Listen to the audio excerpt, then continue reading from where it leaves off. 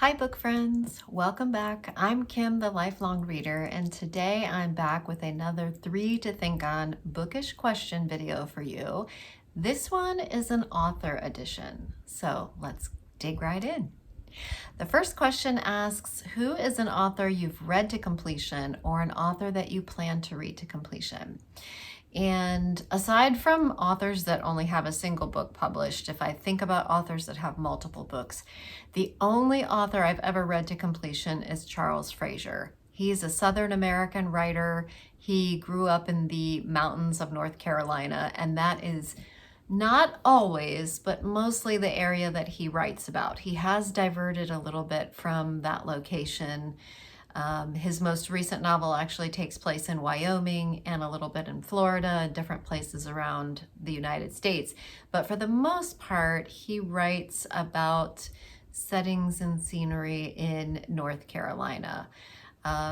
He is an author that really does a great job of setting a descriptive scene. I would describe his writing as lyrical, but he doesn't overdo it with a lot of lengthy descriptions. He does have a bit of an economy of words. Sometimes when people read his novels, they get a little turned off by the fact that he doesn't use quotation marks. And that can be a problem for people. And it's a little bit of a problem for me at times. But I really like to listen to his novels on audio. There is Cold Mountain was his first published book in 1997. And the audiobook, he actually narrates himself. So you get a really good idea of how Charles Frazier heard that story in his head when he was writing it and what he wants you to hear when he reads it. I love it when authors narrate their own audiobooks because it really does feel like you're getting some insight about a book that you've just never had. The other audiobooks of his, the 2 that I have listened to are Trackers, which is his 2023 release, and I've also listened to Nightwoods on audio, which is his 2011 release. Those are both done by the same narrator. His name is Will Patton, and he does an amazing job. And it brings you into that North Carolina kind of Appalachian country talk. But again, the settings are so beautiful in his novels. So really, he's one of my favorites, if not my favorite author. I hate to limit myself that way because I love all different types of reading, but he is the only author that I have actually read to completion. Now, I'd like to answer the other part of that question, which asks, are there authors that you plan to read to completion? And of course, I hope that I read a lot more authors to completion.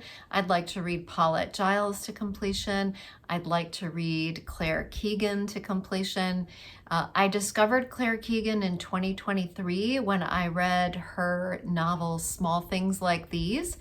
I got that from my library as an audiobook, and I absolutely loved that book. The book is set in Ireland, and there is a man who is making a coal delivery to a convent around Christmas time, and he witnesses something he's not really supposed to see, and it sort of triggers this line of thinking in his head that he just can't let go of. And it actually changes a lot of things in his life, disrupts his family a little bit, causes a little bit of an upset. And that is a marvelous novel. It is very short, so it's a very quick read, but 5 stars all the way from me. I believe on Goodreads it has just over 4 stars, I think 4.11 stars.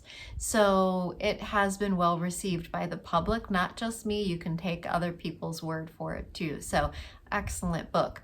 Now, her next novel that I would like to read is her novel Foster.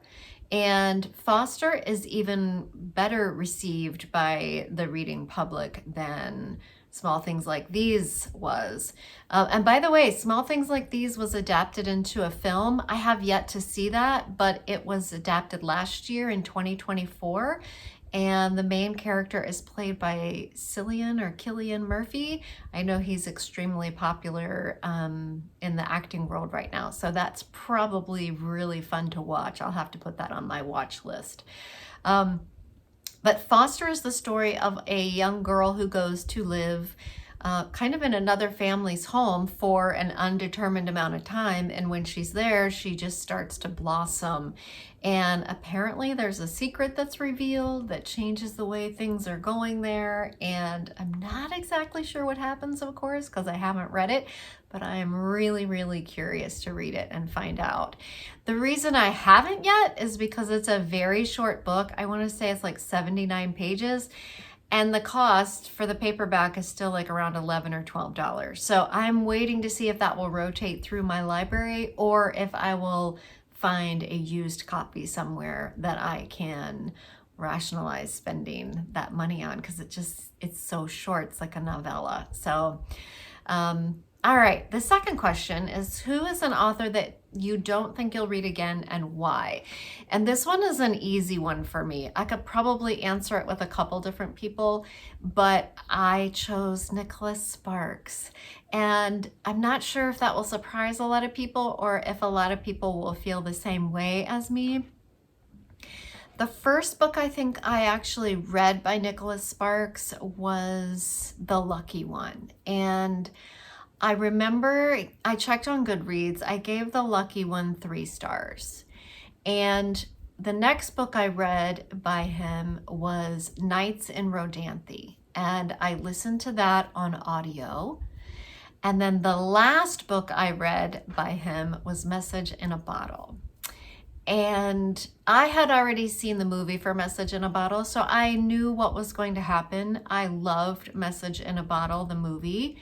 And reading the book, though, was a different experience. And at the end of that book, I started to feel like I, as the reader, was being kind of, I don't want to say used or abused, but I felt like I was being taken advantage of, because everything started to feel very formulaic. Like, okay, I see what he's doing here. He's setting me up for emotional failure. And while I love to get enraptured in a story and really drawn in by the characters in the story, it's marvelous. But in case you've not read any of these, I'm going to tell you a secret. Things kind of fall apart in the end. And it's usually not like the relationship goes awry. It's usually like someone's not still standing at the end of the novel. So when I listened to Nights in Rhodanthe, I remember driving on the highway and just bawling my eyes out. So you can see by this 1-star review for Message in a Bottle that I am not the only one who started to suspect that this was a formula that perhaps Nicholas Sparks, in my opinion, was taking a little advantage of. Now, you can see by his ratings that lots of people are charmed by him. Lots of people love being run through that ringer of emotion, and I'm just not one of them. So that's a person that I don't plan on reading any more in the future. Not with all of the other things that I have access to. So the last question is, who's an author you'd like to have dinner with and why? And I thought on this one for a long time as well. And I'm going to do a little departure here because I read mostly fiction. I've gone through different stages of life, but I read mostly fiction now.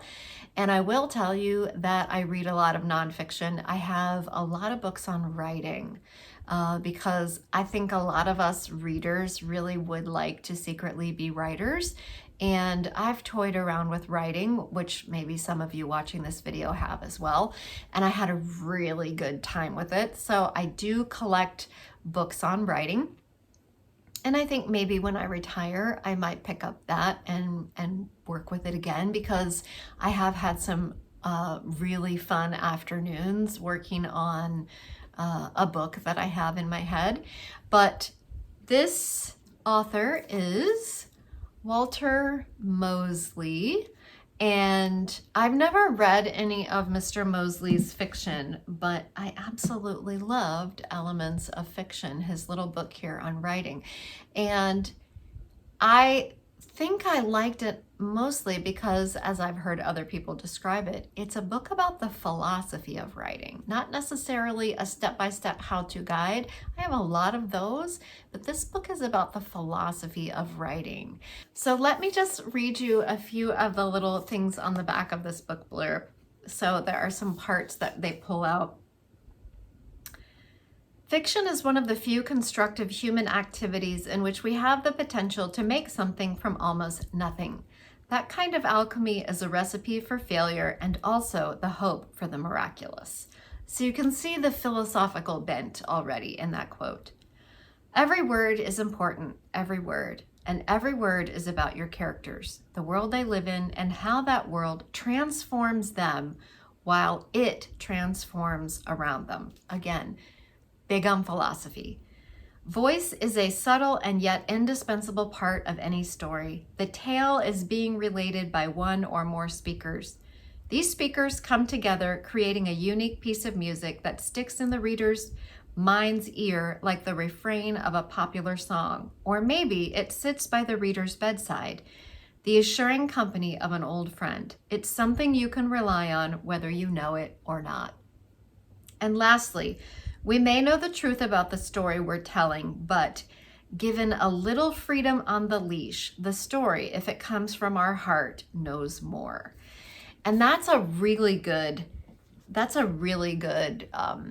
passage, because that was the experience I had when I was writing. I would wake up in the middle of the night thinking about the characters, thinking about plot lines, thinking about the way the story could go, asking myself, what if I did this? What if I did that? What if I introduced this character? Well, what if that character did this? How would that play out? It was such a marvelously creative time in my life. So when I retire, I may go back to that because it was really fantastic to be kind of in charge of these people and thinking about all the different ways. I mean, you can make anybody do anything. And I don't mean do funny stuff or scary stuff or weird stuff. I mean thoughts and feelings and actions and words can come out of them. And it's all up to you. It's all up to you and how it feeds the story and what emotions. I remember laughing and crying when I was writing on this book. But there you go, 3 questions about authors. I hope you enjoyed this. I would love to hear in the comments section if you've read any of the books that I mentioned or any of the authors that I mentioned. How would you answer these questions? And I think you might enjoy this video right here. And until I see you again, happy reading.